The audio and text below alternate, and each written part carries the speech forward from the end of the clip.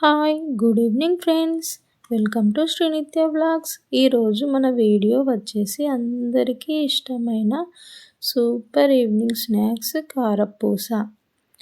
కరకరలాడే కారపూస ఒక్కసారి తింటే అసలు మర్చిపోలేరు. పండగప్పుడు అయినా సాయంత్రం టీలో అయినా ఇంట్లో సింపుల్గా చేసుకునే ఆంధ్ర స్టైల్ స్పెషల్ స్నాక్స్ కారపూస.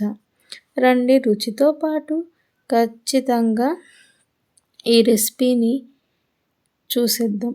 స్టెప్ బై స్టెప్ చూద్దాం.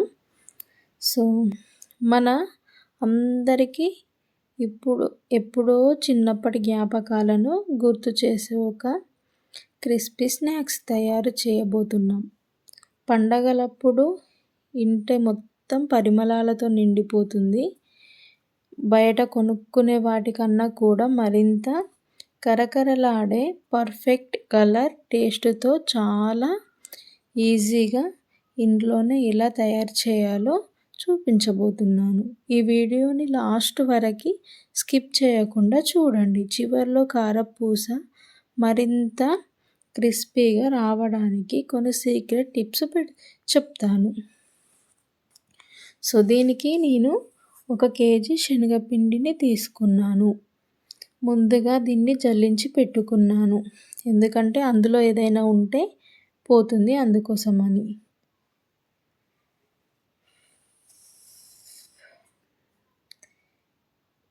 దీనిలోకి మన రుచికి సరిపోయేలా కారం వేసుకున్నాను. నేను ఇక్కడ 2 స్పూన్ల కారం మరియు 2 స్పూన్ల సాల్ట్ని వాడాను. కారం ఎక్కువగా తినేవాళ్ళు ఎక్కువగా వేసుకోండి, కొంచెం తక్కువగా తినేవాళ్ళు తక్కువగా వాడండి. సో పసుపు వేసుకోవచ్చు, అది మీ ఇష్టం అండి. యాడ్ చేసుకుంటే చేసుకోవచ్చు, లేదంటే లేదు, అది మీ ఆప్షన్. సో మీకు మీ ఇష్టాన్ని బట్టి యాడ్ చేసుకోండి. కొందరు పసుపుని ఇష్టపడతారు, కొందరు ఇష్టపడరు. సో అందుకోసమని ఎవరి చాయిస్ వాళ్ళది, మీ ఇష్టాన్ని బట్టి తీసుకోండి.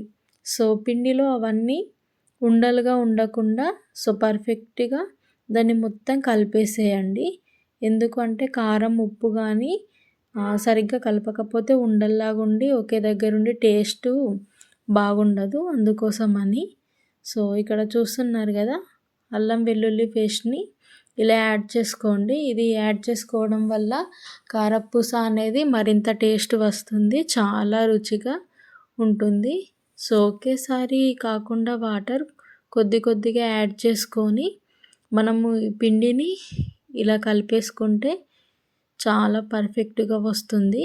సో మనము చపాతీ పిండిని ఎలా అయితే కలుపుకుంటామో అలా కలిపేసుకుంటే పర్ఫెక్ట్గా మనకి పూస అనేది వస్తుంది.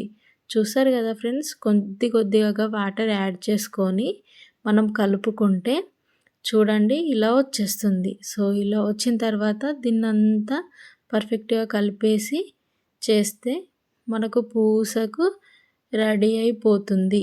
సో ఇక్కడ చూడండి ఫ్రెండ్స్, ఇప్పుడు ఇది పూసకు రెడీ అయిన పిండి. చూసారు కదా ఎంత బాగుందో, కరెక్ట్గా వచ్చింది.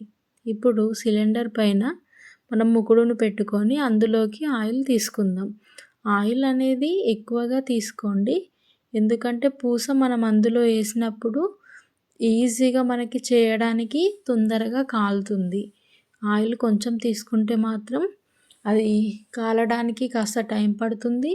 సో ఒకటిగా వేయాల్సి వస్తుంది. ఆయిల్ ఎక్కువగా తీసుకుంటే 2, 3 పూసలు అందులో వేసి ఈజీగా తీయొచ్చు. ఆయిల్ ఫుల్గా ఉంటే ఆ పూస అనేది మునుగుతుంది, మునగడం వల్ల పర్ఫెక్ట్గా కాలుతుంది. ఆయిల్ కొంచెం పోసుకుంటే మాత్రం ఆ పూసకే ఆయిల్ మొత్తం పట్టుకుంటుంది, అది సరిగ్గా కాలదు.